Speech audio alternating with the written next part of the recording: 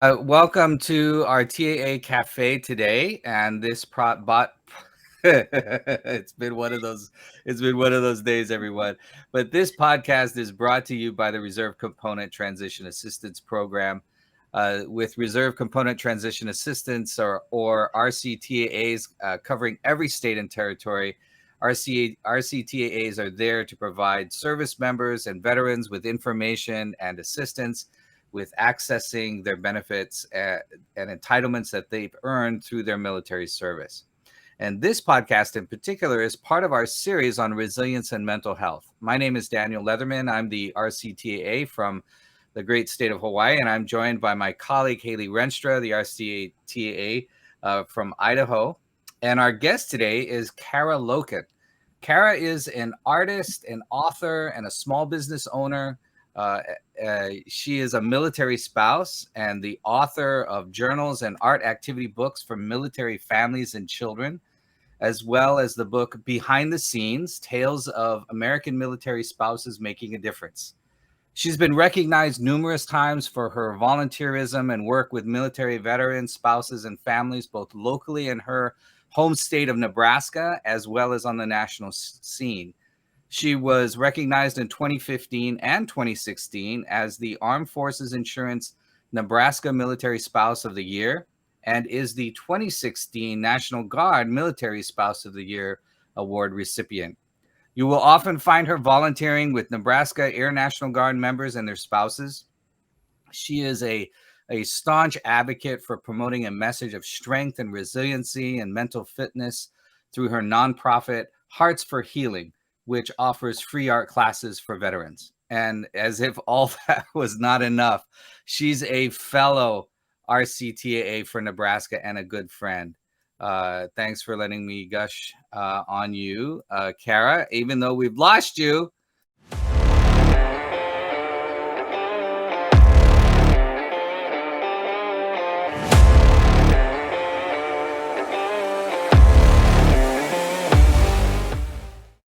So tell us a little bit about how this all started. So I mentioned your nonprofit Hearts for Healing, and that was kind of what really um, uh, drew us to inviting you, onto our podcast this go round, and to be a part of that. How did it all kind of get its start? So, my it revolves around my son, my oldest son. He was in the army. Got out in 2013. Had a lot of stuff on his plate when he got out, and transitioning sometimes from active duty into the civilian world is really hard. And it's not. It needs some work. Let's just say that. So watching him struggle. He has PTSD. Watching him struggle, just in general, angry all the time, mad at the world. Everybody else has changed. He hasn't changed. Everybody else's fault. There were many times where I'd have to go listen at his door to make sure he was still alive. That's really hard as a mom, Wow. that you can't fix anything, right? So watching him actually hand sew stockings for his daughter, his fiance at the time, and then building a toy box, painting it with caricatures, painting a mural on his daughter's bedroom wall. I saw how calm he was, right? He was just in that moment trying to just work on those things, working with his hands, not angry at the world. Him and his dad had a blacksmith shop, so he is an artist, not a farrier. He's an artist, so he does ornamental art. And he's also in the military. He's still in. He has done 32 years. We've been married 24, almost 24 of those years. So, watching his stepson and my son struggle so much, it really hurt us, right? As a parent, we want to fix everything, and we can't always fix everything. So, starting this program in 2016, we started as not a nonprofit because we just didn't have a lot of the overhead. I started with one person for almost 2 years. I should have gave up right? I should have gave up, but I didn't. I saw a need, and actually our instructors at the time, and still are, when I can get them to come and volunteer. But we like to have like volunteers from the military veterans, military spouses, because they can relate to those. Plus, it gives them a purpose, right? So giving them a purpose, I've had instructors come and say, this is the best thing ever because it gives me a purpose that I never had before. In 2020, we worked, we've helped for so long. We decided we were going to be a nonprofit. So that's a change, right? Because that's a whole bear in all of itself, right? So we love what we do, making a difference. One veteran at a time is what we try to strive for. We're not always just working with veterans and military and spouses. We do work with caregivers as well. So we do quite a bit of stuff. But again, just the reason why this is come into play is just watching my son struggle like he did, and then watching how working with his hands, doing art, help calm all of that, doing some research. It really does work. It really does work to help with symptoms with a lot of. That's amazing. I do have a question for you. So I know that your son kind of started everything, but what made the turning point to take his art and make it into a benefit for veterans and their family members? Like what made you decide I want to take it to the next level from just my own personal, but to help others? Yeah. So myself struggling, I think when I was younger, there was a lot of family stuff that had happened and caused me, I think, to have PTSD, just not realizing it. And working with my hands, art and crafts and stuff, that was my calm, right? And doing, like I said, some research showed me how art was so beneficial to PTSD, anxiety, depression, anything that you're stressed about, right? And being able to say, oh my gosh, you know what? I can teach this stuff, right? I can teach this art. I can help people, helping them, of course, passion. I'm very passionate about this. So that took me to the next level, knowing that I could do that. I could teach that, help others, where it was absolutely needed, right? It's such a great tool for them to have in their toolbox and their tool belts.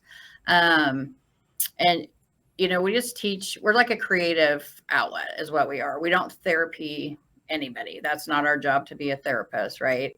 Most of the time, if you include therapy and a lot of stuff, people, won't come, right? So we do not do that. We don't do any therapy. We just teach them. We want them to learn to, so that if they're having a bad day, if they're having a bad time, they can pull out their sketchbook. Hey, I got my pencils. I got my sketchbook. I'm just going to start drawing, or I'm going to doodle. Just so I can calm or, come back in and, take that stress away. Absolutely. That's fantastic. Yeah, that's great. So the whole notion for Hearts for Healing really is, you started this nonprofit and this business really to bring a sense of and promote that sense of centering and that sense of calm, right? I mean, it's that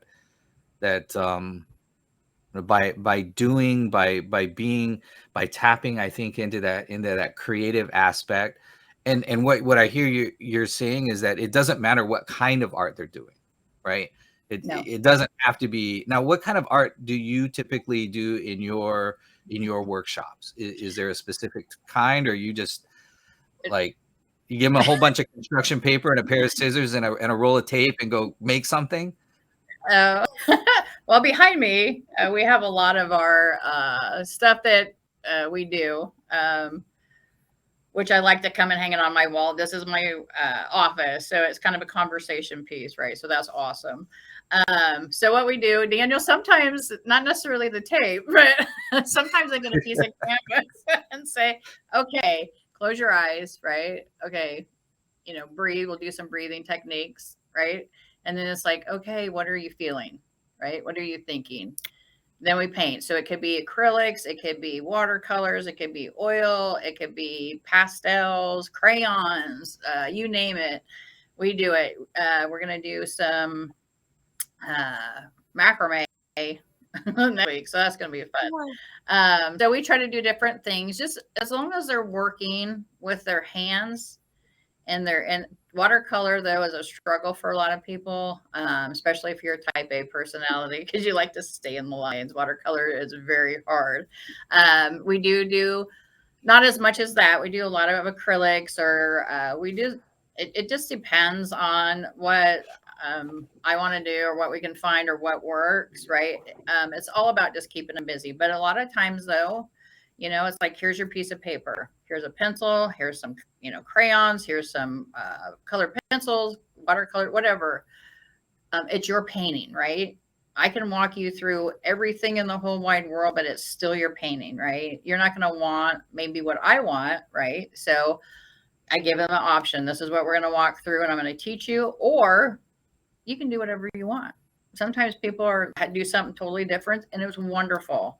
It's wonderful because they use their imagination. They like what they're doing, and they love art. They love art class. A lot of people are like, oh, I'm not an artist. Well, you don't have to be an artist, right? We're going to walk you through these, or what you're feeling. You don't have to be the best artist in the world to do that. That's why we're here to help you. And then normally we give them stuff so they can do at least 3 or 4 more projects. And so it just, like, over here is a Bob Ross painting we did. There's some acrylics, watercolors. These are kind of just some fun ones. I do take, when I do teach classes and they don't want to take their projects home, I take them and I hang them on my wall, and I tell them when I take them, they're going to go on my wall. And I love them. A lot of times they'll paint for me, and I'll bring them back and I'll put them on my wall. And that means a lot to me, because it means that they are giving me something that they've made, and I really truly appreciate that. So we do a lot. That's great. Down, right? It definitely sounds like there's a lot being done. So I know you said a lot about painting and drawing, but art, there's just so many different streams and mediums to use. Are there other mediums that you use, like woodworking, pottery, chalk, Lego building? So we use photography. Yeah. It's so much. So when we do our retreats, we incorporate some photography. I did get a wood cutting set, so we're going to start working more with wood. Pottery, I don't have anything available to me to do that. Unfortunately, we will maybe eventually incorporate that. A lot of our classes are virtual because of when COVID happened. But it also is better that way too, because we can reach a broader audience, and we ship the supplies to them. So they can still do it. We do it virtually, and we walk through it. We've done that for I do it for the retreat. Because of COVID, we started doing that, and that actually was wonderful, because we got people when we did our caregivers retreat. So it was really pretty cool. So yeah, it depends. Like I said, I just bought that wood cutting machine, so we haven't got it out of the box yet. So we're hoping to get some stuff with that too. Chalk, we do chalk on our paper. We did do that over, I think, Halloween. We did it, and it was pretty cool. They had some pretty cool designs and stuff. So yeah, the only thing that we really don't do a whole lot of is drawing. I can't draw at all. I can paint, but drawing is not. Can I? It's hard. I can do stick figures. Stick people are not even good. Or maybe, it just depends. So yeah, that's just one thing I'm trying to teach myself that I really haven't picked it up yet. But my oldest, is awesome at drawing. My youngest is great at painting, coming up with just pictures and painting them and making them his own. So they've, I guess, got a creative gene from myself and my husband, both of them. So I'm grateful for that because they can help and they do help when I need them. So that's a big thing. Absolutely. Yeah, there's a lot of really good research that shows that entering into some kind of creative activity, right, whatever it is, like you said, we got woodworking and drawing and painting, uh, you know, ceramic arts, clay or pottery or whatever it is, photography, however that we create our art, right? Mhm. And maybe you don't have to be an artist with a capital A, but all of us are artists on the inside. We have Yeah. it is part of our human nature to create and to have some kind of creative urge in it. And what I was saying was that there is a tremendous amount of research that, and not necessarily like you said, it doesn't have to be art therapy, but really engaging in art, engaging in that activity has tremendous beneficial effects for our emotional well-being, for our mental health. It lowers our blood pressure. I mean, there are times where it can be frustrating. I mean, trying to figure out how to do something. But you know what? I mean, artistry, I mean, I'll put that in little air quotes there. Artistry, Mhm. like building Legos with your kids. I mean, that's a Yes. creative endeavor right there. Oh yeah. Yeah, you're following the instructions and stacking brick on brick, but you know what? I've got boxes of Legos. I like to build Legos. Uh, Me my too. daughter's 16 years old, and we build Legos together from time to time, right? I mean, That's they're nice. not super complex, and but Legos. I mean, admittedly, Legos can be expensive, and I don't have like hugely, really expensive Legos here. But my point being is that art does not have to cost a lot of money either, right? It has Nope. tremendous beneficial effects. It doesn't have to cost a lot. Um, you're right. It could be as simple as picking up a pencil and a piece of paper and just doodling. Mhm. And that's a beginning, and that's part of that. That urge to create for us. What have what? Tell us a little bit about what have there been any instances in either the workshops you see? Because I mean, you've told me, in the time that I've known you as a fellow RCTAA, that in your off time you've traveled to other places to do these workshops, right? So sometimes you do them in person, and sometimes you've done them virtually. But you've managed to travel as part of this business and part of this nonprofit that you have.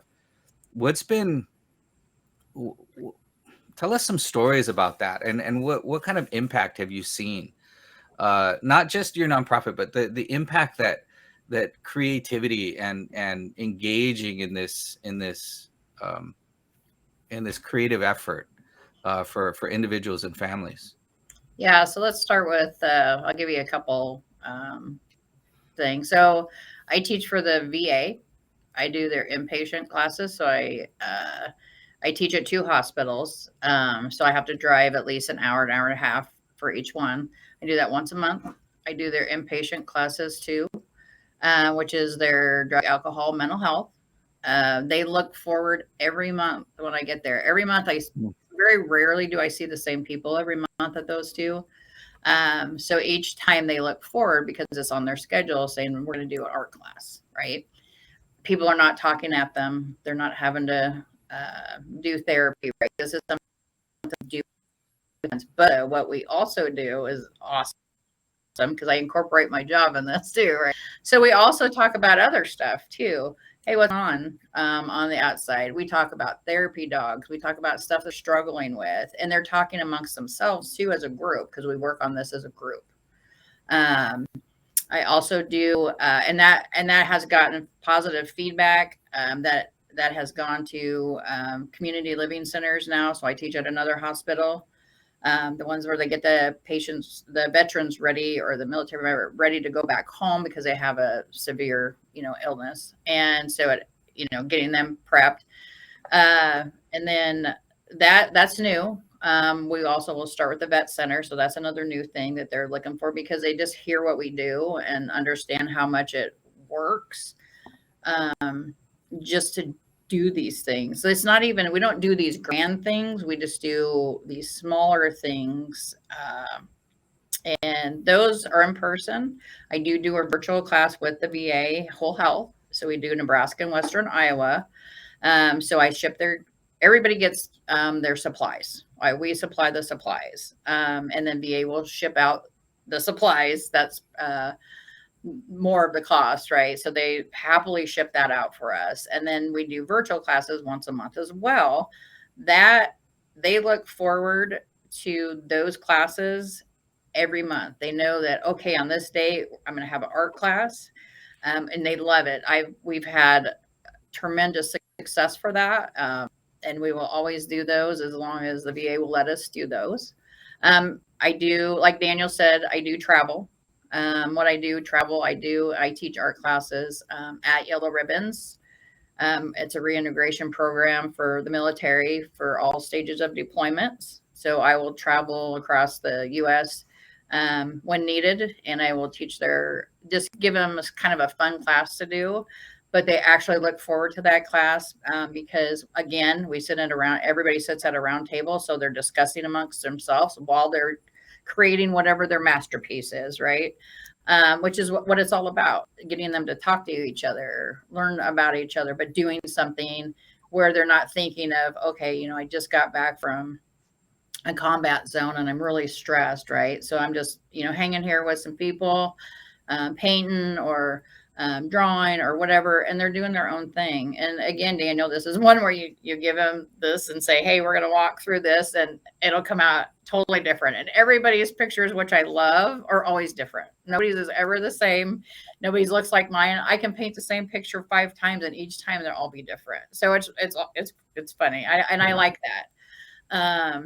But the positive of all of that, they rather paint instead of go and talk about stuff that they really don't feel that they need, which deep down they probably do, right? We know that, but it does give them talking about stuff, and I'll bring in stuff, and ask them things. So we're making conversation. We're talking about stuff that, what happened, and they're amongst people that they know, right? And they're amongst people that have done the same thing they've done, so they can understand. So it's I feel like it's a win-win for me. Also, we also started a women's veterans retreat. Last year was our first year, big hit. We did art therapy, horse therapy, photography, how women can tell their stories, because a lot of women, when they go to the VA, are you here with your dad? Are you here with your grandpa? It's not, oh, hey, you're the veteran, right? Letting them tell, what it's like to be that veteran, that military person. So we just keep growing. We keep doing lots of stuff. We're wanted lots of places, which is great. It's where we need to be. But we do need volunteers. We always need volunteers to help. I love when military spouses or veterans help teach our art classes, because it's good for them, it's good for us, and it's good for the people that are taking the class. So yeah, we try to do everything, I think. It certainly sounds like that. It's certainly more than just art, right? It's more than just the doing of the art piece. It's really about being in part of community, being around a table with people that have some kind of common ground, whether they're a military spouse or a military member. It's promoting the conversation and the sharing that's there. That's tremendous. It's needed. It really is needed. Yeah, I agree. And just the sense of accomplishment after doing the art pieces. I know me personally, I like home decor and stuff. So the accomplishment, proudness I feel after, completing a room or redoing my child's room, it just feels so great. And I can only imagine that's how veterans and their family members feel after just creating things and getting their thoughts on paper or whatever it may be. Yeah. So Haley, is your art like home decor art, or I mean, is that like I'm looking at your background, right? So you have these pieces that I don't know if you purchased them but there's certainly something in the arrangement, or you made them. Did you make them? Oh, I found this little old window, and then I found the wreath. So just creating just an aesthetically pleasing room. That makes me so happy. I just love it. Art. I mean, that really is. Interior design is its own thing, right? Yes. You know, so that is part, you know, and that's what Cara's been talking about, is about really engaging that creative side, that, you know, entering into some kind of, I call it a creating endeavor, whatever it is, right? Yes. So yeah, that's tremendous. So Cara, would it, I'm sorry, go ahead. Oh, well, like you were saying, you know, everybody has you have an artist in you, you just haven't used it yet, right? You haven't used that creativity because nobody's tapped into that. And you haven't tapped into that, right? Tapping into that, it opens up this magical thing where you can do all of these cool things. And just like those creating your art, right? It's so fun to see the end product of what people do and those big smiles on their face, or they're laughing at, you know, what did you make and what is that? But it's creating that's talking, right? Communicating and, you know, showing what you did, whether it's funny, not funny, you know, serious or whatever. But I mean, it's all about having a good time as well, right? Not so serious. And we do have fun in those yellow ribbon classes. We do laugh a lot in there, which is great. That's what they need, right? Whatever. I'm all whatever makes them happy. Sorry, I didn't mean to cut you off, Daniel. I apologize. No. No, it's just wonderful. Thank you for that sharing. Do you have a favorite art piece there on your wall? I mean, I know you love them all. They're like your children there, so I don't want to put you too much on the spot. Single one out. That I've done or my granddaughter's done. Well, I have this. What is the one right behind? So for those of us that may be joining us later or can't see it, there's a big framed piece of art, and it's got a, I don't know what it is. It's a dragon or a rhinoceros, or it's something a unicorn. wonderful. It's a unicorn. That's right. Yes. Well, according to my granddaughter, it's a unicorn. Right. Sorry, it's like shadow, but it's got a unicorn, and it's a girl because it has eyelashes. So I had her when I first moved into this office and got the job. I'm like, oh, I need something for my wall. So I asked her to draw me a picture, and she drew me that. It's awesome. I love it. I love that. My son's drawn this, and up above that you can't see, my oldest son is really, like I said, good with drawing. So those are my favorite pieces because when they give them to me, I love homemade stuff. I'd rather have somebody make me something than buy something at a store, because it came from their heart, right? They used their hands and used their mind and they put it all together, and this is what they got, right? So my granddaughter is very talented artistic wise. Her and I usually have art contests. She always wins, but we always have art contests. So that's always fun. And it gives us something in common to do, right? So she waits to come to my house because she knows we're going to do something craftsy or artsy or something that she wants to do, right? So that's always fun. So that's my unicorn. You know, we began this. Thank you for sharing that. We began this conversation by talking about your son, by talking about his struggles after he came back from the theater, from deployment, from being in the downrange, as we say, in the desert. Where is he now? How, you know, and this all started because of his struggles. I mean, and you're saying, tell us a little bit, give us an update or okay. Part of that journey. He's doing good. He is sees his granddaughter. I apologize. His daughter once a week, and that's, you know, if she wasn't here, I don't think he would be here. So I'm forever grateful for her being born, because I don't think I would have my oldest around. He's doing great. He's working. He does struggle sometimes with working and it not being cherry right because of the structure and how things work like that. But as far as you know, you're always probably going to deep down have PTSD, right? It'll never go away. There's just ways to calm your symptoms. He does every once in a while. He'll be agitated, like most of us are with driving, people in the store, that kind of stuff. But he's much better than he used to be. He used to, like, he never left. like his home. He never, now he's going to work, and I mean, he's been doing this for a while, don't get me wrong, but just that first year was just horrible. After that, it just kept getting a little better and a little better and a little better. But it's as anybody that's a parent, right? Like Haley, Dan, you have kids, that we struggle watching our kids struggle, right? We can't fix it. He's old enough. He doesn't want me, mothering him, right? Well, you want to mother him. Like I said, I would get text. Yep, he wants to kill himself. And I'm scrambling to his house because he's not answering me, listening at his door, saying, hey, if you don't answer me, I'm going to call the cops and they're going to have to come. I don't know what's going on. So we've moved a long ways from that. So that's such a blessing to me. He's part of he sits on our board. So it gives him some decisions, a purpose, right? A lot of times people just need a purpose. That's what he needs. He needs a purpose. He loves to help people, doing stuff, helping people. That helps him. That's like what he loves the best, right? He doesn't teach for my art because it's a struggle for him to do that. He doesn't know. He's so wonderful at drawing. I wish he would do that but he's just not there yet. He's just not there to where he wants to do that. And that's fine.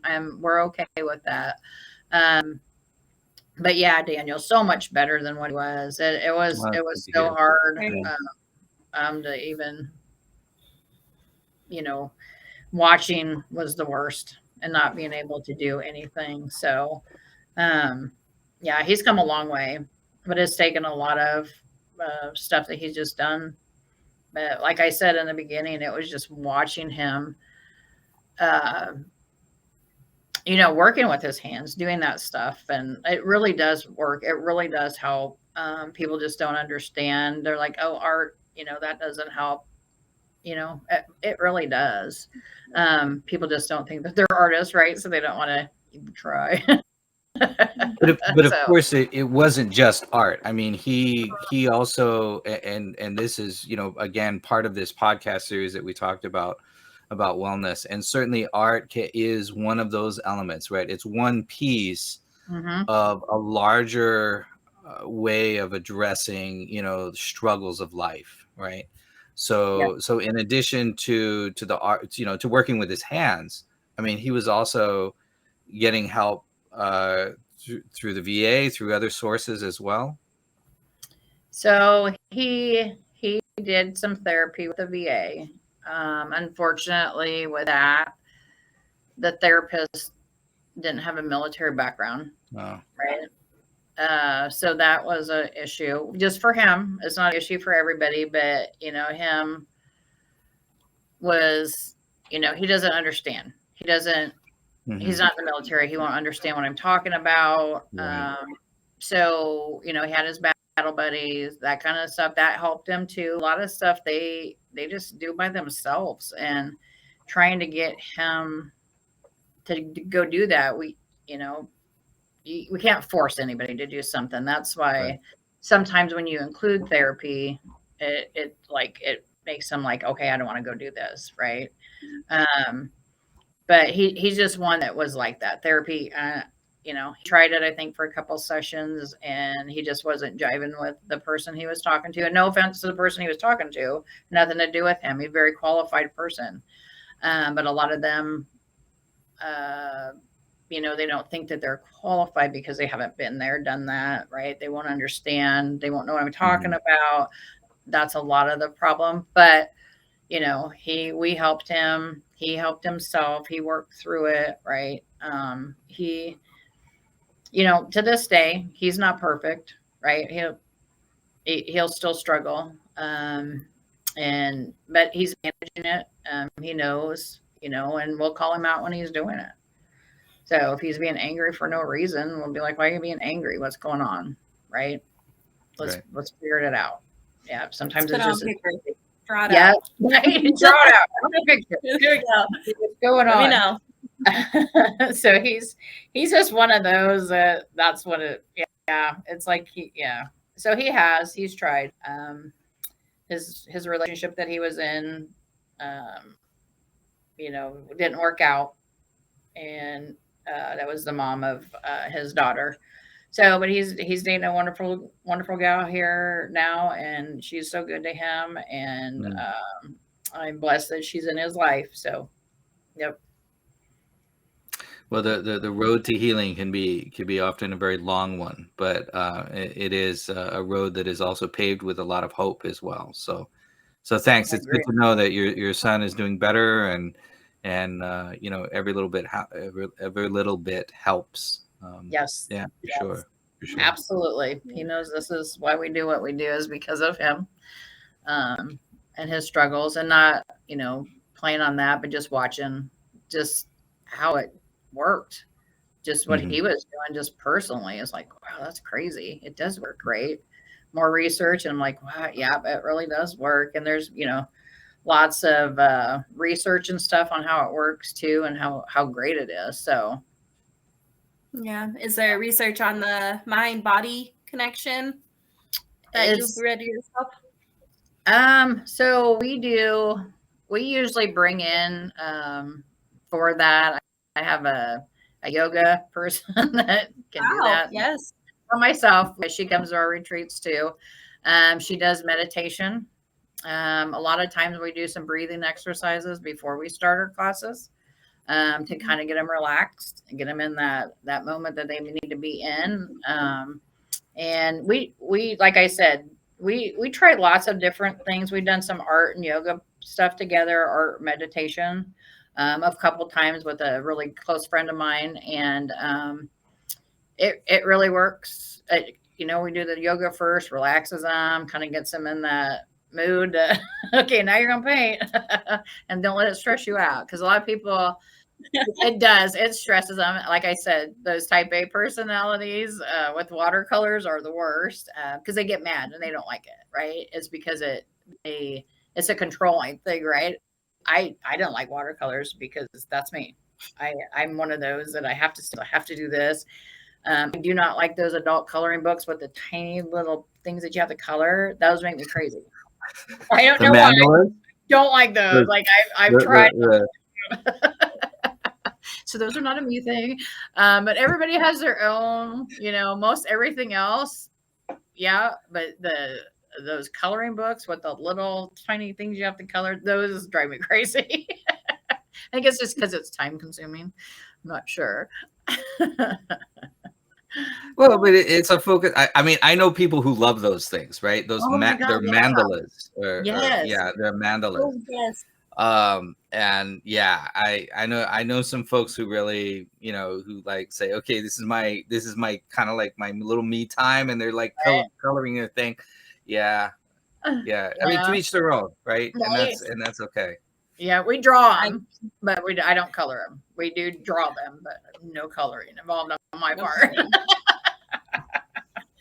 I've even heard of some people going through a dictionary and filling in every little hole in the E's, A's, U or O's, and just sitting there Wow. and doing that for hours, just coloring them in. Yeah, This people just relaxes find them their little probably. beaches. Yeah, it's just crazy. That'll work. That'll work. I would That's hate that, but yeah. Yeah, that's really cool. They found what they liked, right? And that works for them. Yep. Yep. It absolutely works for them.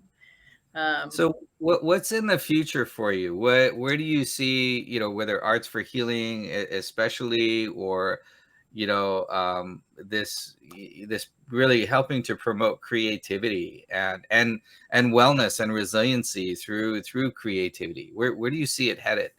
I mean, what's the vision for your nonprofit, for this this art project that you have going on?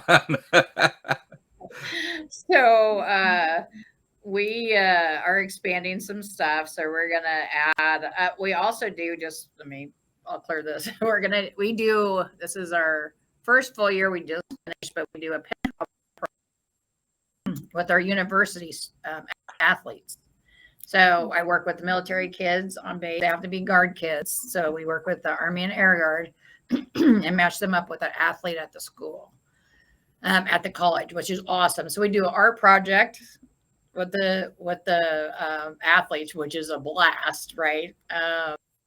You get football players that are squeezing tubes up their arm and it's everywhere, to, you know, these intricate, great, oh my God, art that we create, right?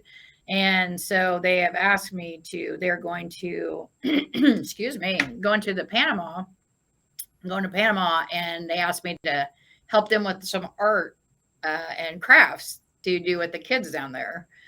So that was a big, huge, happy to my heart, right? Because it's like, oh yeah, okay, sky's the limit. And so they're like, yep. So they're going to do a couple different projects, which is nice. So that's another thing, you know, with having the athletes as well, because, you know, they might not be, you know, necessarily in the military, but they have some stress, right? Being an athlete, being a student, you know, making sure everything they need to do, you know, so that's a cool thing that we just got in with our first year, and awesome. Kids loved it. The players love it. And then we're going to add a life skills 101 to teach them stuff that they're not learning in school anymore. So teaching them how to change a tire, teaching them how to change oil, teaching them how to, you know, balance their checkbook, how to budget for moving out on their own. They're just not teaching them some of that stuff anymore like they used to. And so my niece and nephew actually like, you need to teach this stuff. And of course we're like, okay, you know, we'll just add that to what else we're doing. Right. So we haven't started that yet. But we're looking forward to doing that as well. But I just see us just being where we keep going, where we go, where we need to be, where we're needed. Like I said, it doesn't necessarily need to be military veterans, family. It can be first responders, their caregivers. It can be anybody that's needing us to help them with their anxiety, their depression, any issues that they're having that they can't, you know, where they need something, need a tool for them, right, to help them, you know, deal with stuff. So I'm hoping, flourishing, more grants so we can do more things. Right now, money is just the issue, because we're trying to get grants, and, you know, everybody's trying to get grants, right? So you're competing with a lot of people, and those are hard to get. So we rely on the community a lot where we're at. The VFW has been really good to us over the years. Never ever batted an eye when I've asked them for some money. They know that what I do goes to the right place, the right people, where it needs to go. You know, and a couple other places donate to us as well, to help us make that difference in the community, because it's their community as well. So we're just, you know, paying back. And it's like I said, I love what I do. I've been volunteering out at our base for 24 years. And, you know, I love it. This is just stuff I get to do that I love to do, but I get to teach it to other people that are needing it, and it's making a difference. So that makes me happy. That's wonderful. And do you take monetary donations, art supply donations? All of the above. We're not. Okay. We'll take art supplies. We will take, of course, money, because that helps us buy the supplies, of course. But we don't turn anything away. We use everything we get. Sometimes when we get oddball stuff, and I don't say oddball, I mean, like, somebody will donate canvases that are like 4 different kinds, where we can't do a class on those, but we can do other with those, right? And give them out as to veterans, or just to say, okay, here's some colors, or here's a coloring book that somebody had donated, and some colors or some color pencils. You need this, and, you know, it's giving that to them where they do need it, right? And that's made them happy, because that's something that we don't turn really anybody away that's needing us or anything, because we can always use that. Fantastic. It's great to know. Thanks. Yeah. Well, Cara, it's been a wonderful journey. Thank you so much for being with us today, and to tell us, really about not just about your nonprofit, but really about the value that creativity and doing art, whatever art looks like, right, has. As we kind of bring our podcast to a close, we'll leave you with the final word. I mean, really, what would you want people to know about art, about either whatever it might be, about art, about Hearts for Healing, about wellness and resiliency and all that. But we'll give you the final word. Well, thanks. I like that. I just want to say that anybody can do anything that they set their mind to, right? If you're having a bad day, reach out. Do not keep that in ever. Find something, whether it's a person, a piece of paper, anything. All of that will help you. Do a little bit of reading, do some research on some of the stuff that you think might work or might help you. That's where you start. What's going to help you? There's so many out there, so many people doing some cool things. You just got to find what you want, right? There's so much that can help you. And Hearts for Healing, we can absolutely help anywhere. We're not just limited to Nebraska. Absolutely not. Reach out to us. I know that there is, our stuff keeps popping up. Let us know how we can help you. If you want us to teach an art class or you want us to do a self-care class, we do those too. I teach self-care classes to help caregivers refill their cups, or if you take care of yourself, that helps them. So reach out. Don't ever be alone in this fight. Just do not keep quiet. Talk about it. Find something that makes you happy, that makes your heart happy, just like art does for me. And doing stuff. And I mean, it's just up to you. And I appreciate you guys having me on here, letting us tell our story, letting us share our artwork and my granddaughter's artwork and everything. And I appreciate this. This is a lot. It means a lot to us that you care enough to have us on here. So thank you. Oh, thank you, Cara. Thank you. And with that, we'll wrap up this podcast episode for today. Again, I want to thank our special guest, Cara Loken, who is the founder and creative director, and we can attach all kinds of kind of cool titles to that. But she really is extraordinary in bringing creativity and art and healing to many of our service members. So, Cara, thank you again. Thank you for your service as a military spouse, and as an artist, and as a member of our community. We're grateful, and we are indeed blessed to have you. Thank you, Dan. Thanks so much. I appreciate I'm it. Dan Leatherman, RCTAA in Hawaii, and Haley, you're there in Idaho. Idaho. Idaho. All right. Take care, everybody. All Thank you. All right. Bye-bye. Bye. Bye.